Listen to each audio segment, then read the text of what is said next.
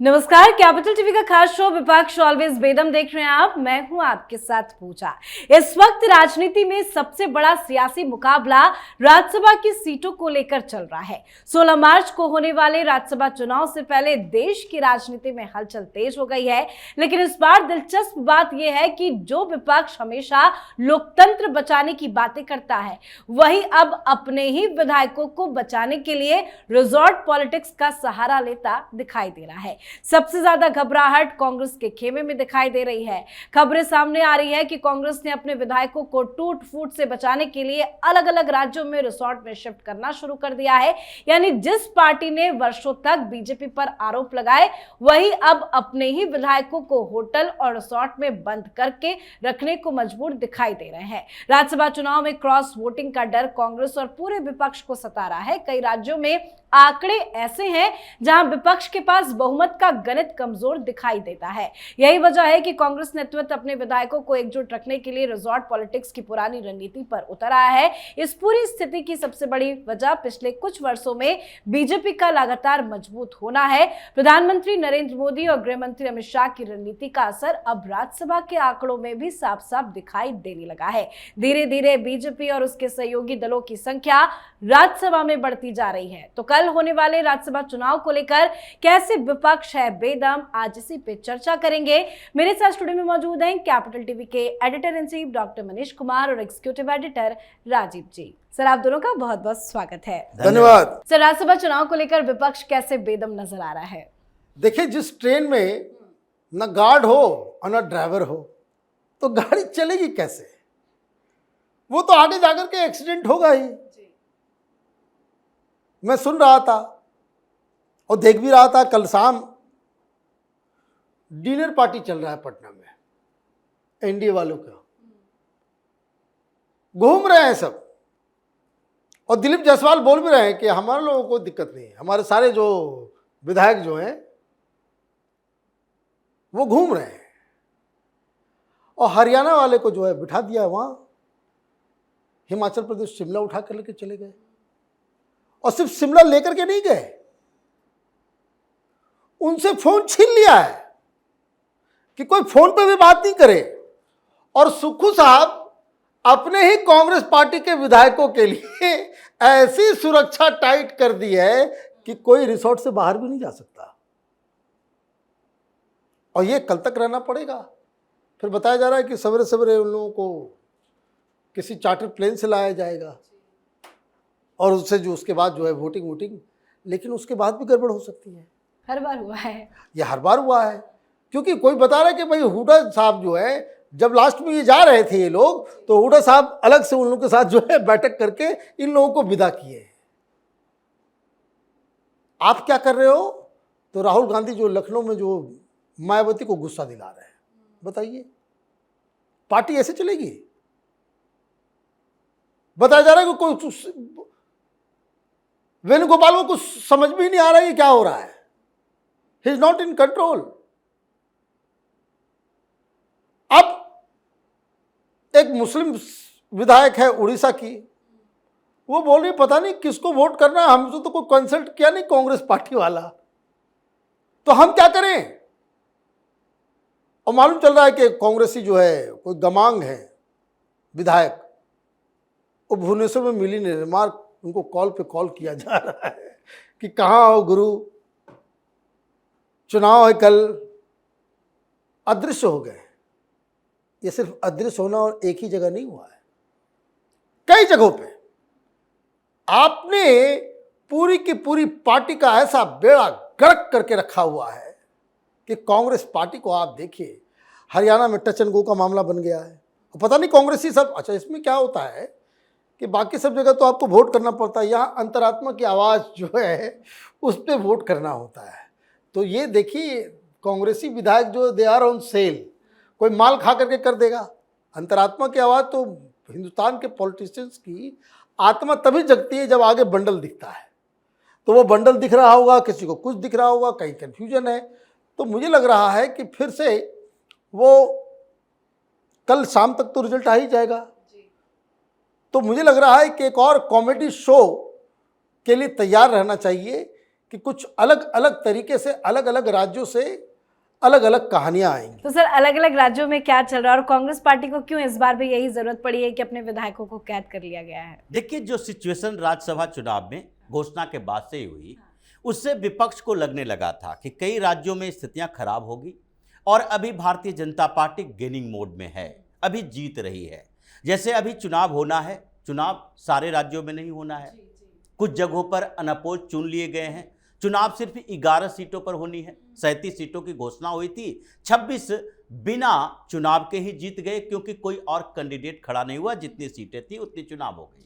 7 सीटें महाराष्ट्र में, वहां 7 के 7 सांसद चुन लिए गए, क्योंकि 8 में कोई उम्मीदवार ही नहीं खड़ा हुआ। और वहां भी भारतीय जनता पार्टी सिर्फ जीती नहीं है, बल्कि एनडीए को जिताने के साथ साथ शरद पवार पर एक ऐसा दांव खेला है जिसके कारण राहुल गांधी भी परेशान और दूसरी तरफ उद्धव ठाकरे भी परेशान हो गए, क्योंकि शरद पवार के अलावा कोई भी कैंडिडेट होता वहां भी चुनाव होता। लेकिन वहां पर इन लोगों के पास कितनी अच्छी स्थिति थी। पहले ये 7 में से 4 सांसद इन्हीं अघाड़ी के थे। कांग्रेस के एक रजनी पाटिल भी थी, शरद पवार के 2 सांसद, और फिर उसके अलावा यूबीटी के प्रियंका चतुर्वेदी भी। ये सारे लोग अब बाहर चले गए। शरद पवार के नाम पर किसी तरह से भारतीय जनता पार्टी ने वो रणनीति बनाई और इसके कारण कांग्रेस ने पहले सरेंडर कर दिया, उद्धव ठाकरे ने बाद में सरेंडर किया और शरद पवार को जिताकर ये मैसेज दिया, जिसका असर लोकसभा में दिखा सुप्रिया सूले को। सुप्रिया सूले जब राहुल गांधी के उसी स्पीकर के मोशन पर बातचीत हो रही थी तो राहुल गांधी को ही टारगेट करने लगी कि कैसी व्यवस्था हो चुकी है। गैस के मुद्दे पर भी उन्होंने राहुल गांधी को ही टारगेट किया कि एकजुटता चाहिए देश के अंदर।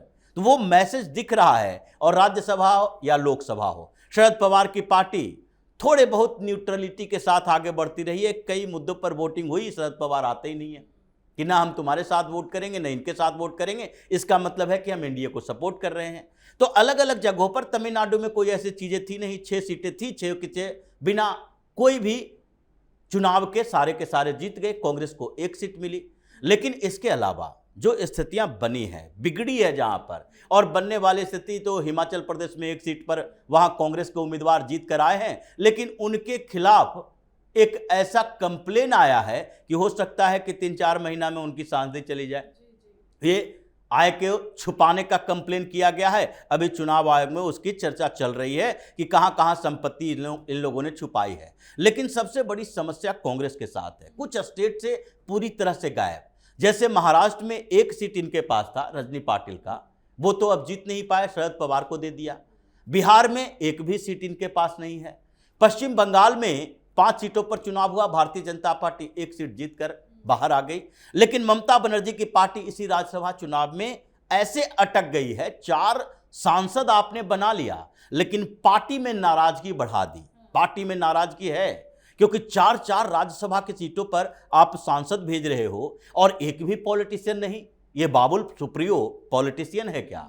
ये कलिक मलिक पॉलिटिशियन है क्या? वो एक्टर है। ये राजीव कुमार जो डीजीपी से रिटायर हुआ है वो पॉलिटिशियन है क्या? वो भी ममता बनर्जी का व्यक्ति जिसके हसानों तले दबे थी, आज उसको राज्यसभा भेज दी है। ये मेनका गुरुस्वामी इनका केस लड़ रही है और उसके बाद उनको राज्यसभा भेज रही हो।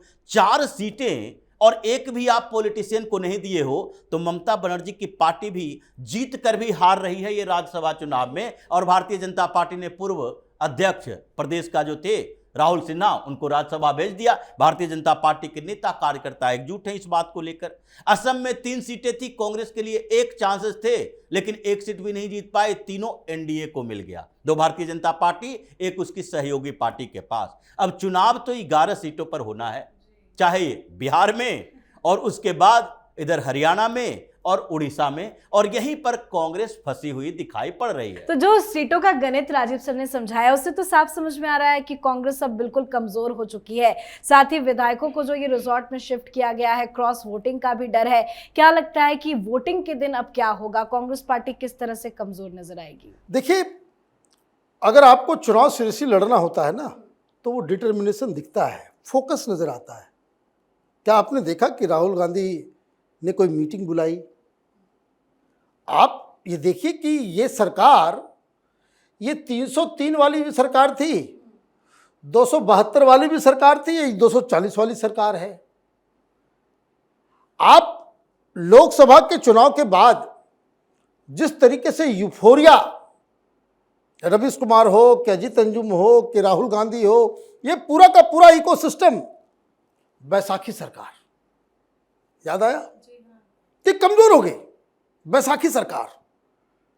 ये तो चला, और कितने लोग कितने महीने तक बस अब सरकार गिरी, अब नीतीश कुमार ने जो है अपना समर्थन वापस लिया, तो नायडू जो है अब अपना जो है समर्थन वापस लेने, इस तरह का तमाशा किया। उस जगह से आज आपकी स्थिति ये हो गई है कि आप भाई ये क्यों भागा भागी हो रहा है? ये क्यों भागा भागी हो रहा है? भागा भागी इसलिए हो रहा है कि आप बिहार में ये तय नहीं कर पा रहे हो कि आपके साथ कौन है कौन नहीं है। उड़ीसा में आप तय नहीं कर पा रहे हो कि कौन है कौन नहीं है। हरियाणा में कौन है कौन नहीं है। इसका कारण क्या है कि लीडर नहीं है। राज्यसभा की जैसे घोषणा हुई, अगर आप कहते हो कि तथाकथित कोई इंडी गठबंधन है, विपक्ष है, तो भाई एक मीटिंग कर लिए होते कि भाई कहां कहां हम बातचीत कर सकते हैं, कहां कहां हम जीत सकते हैं, किसको क्या। भाई आप ये देखिए, आप भारतीय जनता पार्टी क्रेडिट ले गई, सब कुछ लोग, नेता इंडी गठबंधन का, और सारा क्रेडिट लेके चला गया बीजेपी। ये काम तो पहले दिन ही कर दे रहा था कि आपको, भाई अगर आपको सोच, भाई खबरों में तो आई बाद में खबर कि राज्यसभा का चुनाव होगा। राज्यसभा के चुनाव के एक महीना पहले से ही गहमा गहमी। तो हो क्या रहा है कि आप अपने ही चक्कर में फंसे हुए हो कि खेड़ा को भेजें कि पेड़ा को भेजें, कि क्या करें कि नहीं करें। आप किस तरह से आप विपक्ष एकजुट कहां हो जाता है? तो चाय मट्ठी खाने के लिए मकर द्वार पे, टेबल पे नाचने के लिए, जिंदाबाद मुर्दाबाद करने के लिए पोस्टर जो है। लेकिन जो रियल पॉलिटिक्स है, जहां पे विपक्ष को इकट्ठा होना चाहिए, वहां आप जो है हथियार डाल देते हो।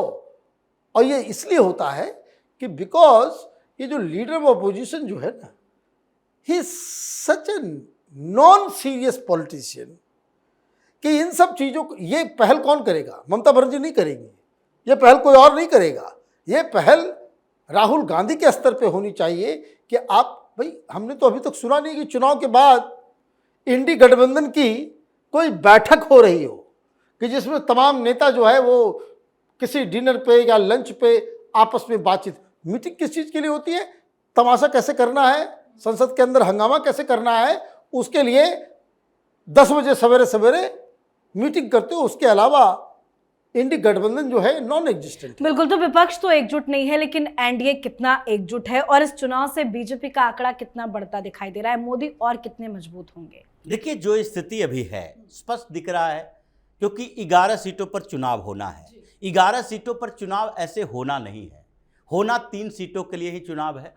8 सीटों पर नतीजे पहले से ही स्पष्ट हैं, क्योंकि बिहार में अगर 5 सीट है तो 4 सीट तो पता है कि एनडीए के पास जा रहा है। 1 सीट पर ही मुकाबला होना है। अब 1 सीट के लिए चुनाव है, लेकिन क्या कांग्रेस यानी राहुल गांधी ने वहां के 6 विधायकों को रिसोर्ट में भेजा? क्योंकि उन्हें मतलब ही नहीं है। ये राजद का नेता है अमरिंदरधारी सिंह, और वो भी राजद ने भी लगभग सरेंडर कर दिया है। राजद का वो नेता है नहीं, वो बिजनेस पर्सनालिटी है जो राजद को भी और लालू प्रसाद के परिवार को भी, ये दोनों को पैसा देता है। बिहार में 3-4 ऐसे बिजनेस हाउसेस हैं और उसके मालिक हैं, वो राज्यसभा में जाते रहते हैं और उसके लिए फंड देते रहते हैं। नीतीश कुमार भी किया करते थे, लालू प्रसाद यादव भी किया करते थे। तो ऐसी स्थिति में राजद ने भी सरेंडर कर दिया और कांग्रेस तो पूरी तरह से अपने 6 के 6 विधायकों को छोड़ दिया है। जाओ, ये अंतरात्मा की आवाज से वोट करो। तो भारतीय जनता पार्टी के लिए क्या दिक्कत है? आपके पास आंकड़े है नहीं, आंकड़े सारे मिलाकर भी 35 होते हैं, और अगर AIMIA सपोर्ट कर दे तो आप 40 होंगे। 41 विधायकों की जरूरत है। मायावती के सपोर्ट की जरूरत है 1 विधायक की, और सतीश यादव कह रहे हैं कि भाई मायावती जो कहेंगी वही करेंगे। अब मायावती को आपने नाराज कर दिया। 4 दिन पहले मायावती ही गुस्से में है कि ये काशीराम हमारे नेता और उनको कांग्रेस झटक ले रही है। कांग्रेस करे कि नहीं ये तो हमारे लोग थे और जवाहरलाल नेहरू रहते तो इनको तो मुख्यमंत्री ही बना देते, जो स्थितियां बनी है। तो मायावती का एक विधायक जो कि भारतीय जनता पार्टी को सपोर्ट कर दिया, ऐसे भी ये चुनाव हार जाएंगे बिहार में, क्योंकि भारतीय जनता पार्टी के पास अभी भी 39 अतिरिक्त विधायक हैं 5वीं सीट के लिए, और उसमें से केवल 2 विधायकों की जरूरत है। कांग्रेस वाले ही 4 आने के लिए तैयार हैं, 1-2 की बात तो छोड़ दीजिए। हरियाणा में इनकी स्थिति बद से बदतर हो गई है, क्योंकि हरियाणा में भी 1 सीट पर ही चुनाव है। 1 सीट तो भारतीय जनता पार्टी ने जीत लिया है, दूसरी सीट पर सतीश संडाल को खड़ा किया है, और वो बिजनेसमैन भी हैं और वो भारतीय जनता पार्टी से पहले से जुड़े रहे हैं, लेकिन इनको भरोसा नहीं है अपने विधायकों पर। अभी भी रिसोर्ट में भेजने वाले विधायकों की संख्या कितनी है? 31 विधायक की जरूरत है, और 31 को इसने हिमाचल भेजा है, 31 विधायकों को। तो और 6 विधायक कहाँ गए? हुड्डा तो कह रहे हैं कि भाई हमें कोई दिक्कत नहीं है, हम तो वोट देंगे कांग्रेस के कैंडिडेट को ही, लेकिन उसके अलावा 5, ये चंद्रमोहन भी नहीं गए, ये आदित्य सुरजेवाला भी नहीं गए, विनेश फोगाट भी नहीं गई। ये सारे लोग हैं जो बैठे हुए हरियाणा में कि अभी आओ हमसे सौदा करो और उसके बाद वोट लेकर जाओ।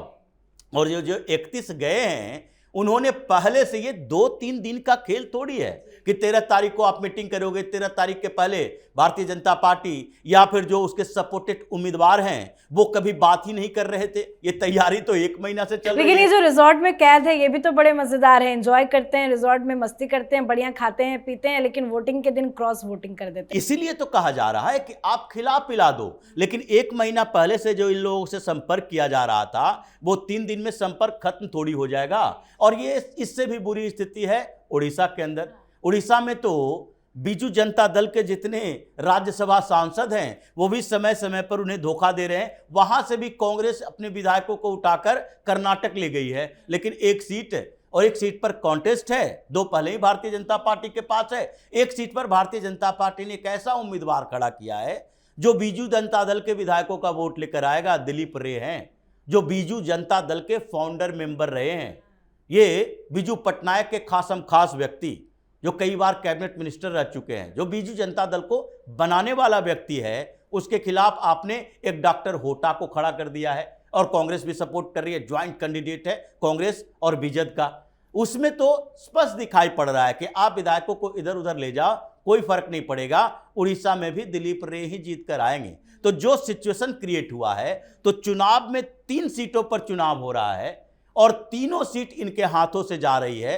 अनअपोज्ड की तो बात छोड़ दीजिए, आंकड़े ऐसे बढ़े घटेंगे कि अभी आगे के कुछ समय में, अभी जून में भी चुनाव होना है और नवंबर में भी चुनाव होना है, और इस बीच में मल्लिकार्जुन खड़गे जिस कुर्सी पर बैठे हैं, ये लीडर ऑफ अपोजिशन की बात करते हैं। ये आंकड़े 25 से नीचे घटे नहीं कि एक सदन में यानी अपर हाउस में तो लीडर ऑफ अपोजिशन का पोस्ट ही खत्म हो जाएगा, अगली बारी लोकसभा में होगी। बिल्कुल सर, बहुत बहुत धन्यवाद सर समझाने के लिए। धन्यवाद। तो विपक्ष के सामने सबसे बड़ी चुनौती ये है कि वो अपने ही विधायकों को एकजुट कैसे रखे। कई बार राज्यसभा चुनाव में क्रॉस वोटिंग की वजह से विपक्षी उम्मीदवार हार चुके हैं और इसी डर ने कांग्रेस को पहले से ही सतर्क कर दिया है। इस पूरे घटनाक्रम ने एक बार फिर विपक्ष की राजनीतिक स्थिति पर सवाल खड़े कर दिए। कुल मिलाकर तस्वीर साफ दिखाई दे रही है कि एक तरफ बीजेपी लगातार अपनी राजनीतिक ताकत बढ़ा रही है और राज्यसभा में भी अपने आंकड़े मजबूत कर रही है, वहीं दूसरी तरफ विपक्ष अपने ही खेमे को संभालने की जद्दोजहद में लगा हुआ है। तो आप भी राज्यसभा चुनाव पर अपनी राय कमेंट करके लिखिएगा। देखते रहिए कैपिटल टीवी। नमस्कार।